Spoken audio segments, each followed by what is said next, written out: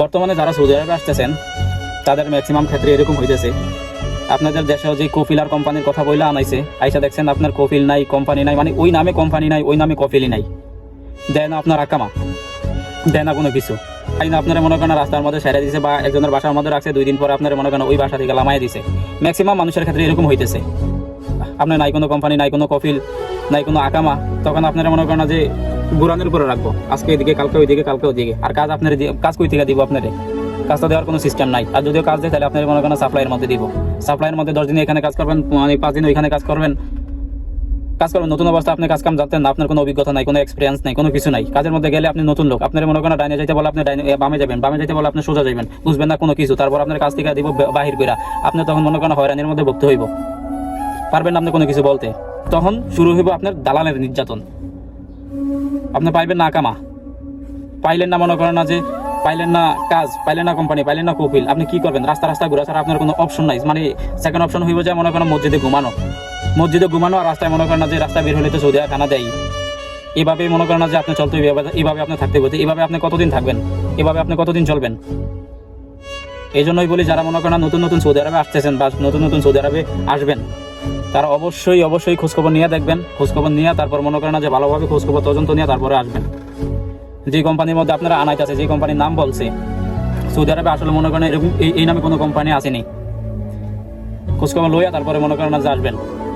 না হয়ে আসলে মনে করেন দালালের চক্করে যদি একবার পড়ে যান, লাইফটা শেষ হয়ে যাবে, একদম লাইফটা হেল হয়ে যাইব, পারবেন না। তখন আপনি যতই হেডামলা যত কিছু হন, আপনি এখানে আসলে আর কিছু করতে পারবেন না। দালালরে বলবেন, দালালের বাপমাতি গালিগালাজ করতে পারবেন, দালালরে মাইরা লাইবেন, ফাইরা লাইবেন, চিরা লাইবেন। ওইগুলা ভাই আপনি দেশে গেলে যদি পান, ওর সামনে পান, তাহলে আপনি ওইগুলা করতে পারবেন। কিন্তু এখানে এসে আপনি কি করবেন? এখানে এসে কিছু করতে পারবেন না। তো এখানে আসার পর আপনি যে হয়রানিরা হইতেছেন বা হইবেন, যেটা আপনি ফেস করবেন, এগুলা কি হইব? এগুলার কি হইব? আপনি না হয় 2-4 লাখ টাকা গেল, 5 লাখ টাকা গেল। দালালের যদি আপনি পান, দালালের পান, আপনি পরে মনে করেন না হয় আপনি 5 লাখের জায়গার মধ্যে আপনি মনে করেন আছে 4 লাখ টাকা উড়াইলেন, 2 লাখ টাকা উড়াইলেন, 5 লাখ টাকা উড়াইলেন। আপনি যদি 6 মাসের দিকে থাকা কষ্ট পাই গেলেন, এই কষ্টের কি হইলো? এগুলো তো ফ্রি কষ্ট পাই গেলেন। তো এই জন্যই বলি, যারা এখন সৌদি আরবে আসবেন বা আসতে চাইতেছেন কোনো এজেন্সির মাধ্যমে বা কোনো লোকের মাধ্যমে, ভাই এজেন্সি হোক, কোনো লোক হোক, আত্মীয় স্বজন, ভাই এখন আমি নিজের চোখে দেখতেছি এইসব চক্রগুলা মনে করেন আত্মীয় স্বজনরা এসেই বেশি করতেছে। আপনি যারা মনে করেন না যে আত্মীয় স্বজন যারা গুরু মানতেছেন, ভাই এরাই আনে আপনার এখানে মরুভূমির মধ্যে সেরা দিব। তো আপনার আত্মীয় স্বজন হোক, যে হোক, একদম অথেন্টিক ভাবে মনে করেন খোঁজখবর লইয়া তারপরে আসবেন। যে আনে এর সাথে কথাবার্তা বলবেন। পাশাপাশি সৌদি আরবে যা আছে, যদি আপনার আত্মীয় স্বজন বা কোনো রিলেটিভ কেউ থাকে, যে ভাই এই নামে একটু খোঁজখবর নিয়ে দেখতে কোম্পানি আছে কিনা, এই নামে কোম্পানি আছে কিনা। আপনি তো অবশ্যই জানেন আপনি রিয়াদে আসবেন, আপনি তো অবশ্যই জানেন আপনি জেদ্দাতে আসবেন, আপনি তো অবশ্যই জানেন আপনি দামামে আসবেন। ভাই বাংলাদেশের মধ্যে সৌদি প্রবাসীর কোনো অভাব নাই। এই জন্য আসার আগে আপনি খোঁজখবর নেবেন, খোঁজখবর নিয়ে তারপর মনে করেন সামনে আগাইবেন। যে আপনার আনবো ওনার সাথে তো কথাবার্তা বলবেন, বাট আপনি পাশাপাশি মনে করেন খোঁজখবর নেবেন, এগুলা তদন্ত করবেন। এগুলা যদি রিয়াদের আপনার লোকেশন দেওয়া থাকে, আপনার মনে করেন যে কন্ট্যাক্ট পেপারটা দিব বা যেই ভিসার মধ্যে দিব, কন্ট্যাক্ট পেপারটা তো অবশ্যই আপনার কাছে থাকবো, যে আপনার লোকেশন কোন জায়গার মধ্যে। যদি আপনি বুঝেন যে আপনার লোকেশন নাই, কোনো কিছু নাই, আপনি মনে করেন যাইবেন, তাহলে বুঝবেন যে আপনি মনে করেন চক্করে পড়তেছেন।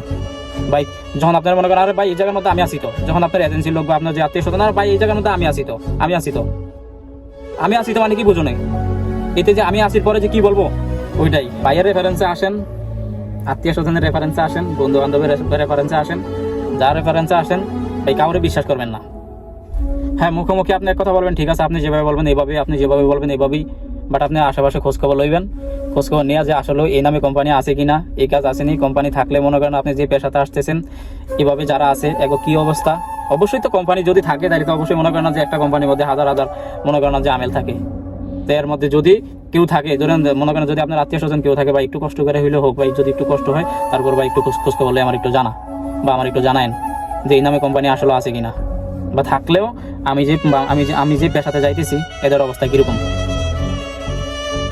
এখন এখন যারা সৌদি আরবে আসতেছেন, আমার মনে হয় যে শতকরার মধ্যে 80%ই মনে করেন দালালের চক্রের মধ্যে পড়তেছে। দালালের চক্র আইসা পড়তেছে, আইসা সাপ্লাইয়ের মধ্যে সাইরা দিতেছে, রাস্তাঘাটের মধ্যে সাইরা দিতেছে। এমনও লোক আছে মনে করেন রাস্তার মধ্যে সাইরা দিতেছে, মাসে 600 রিয়ালের মনে করেন যে বেতন, পারবে না কোনো কিছু কইতে, পারবে না সহ্য করতে।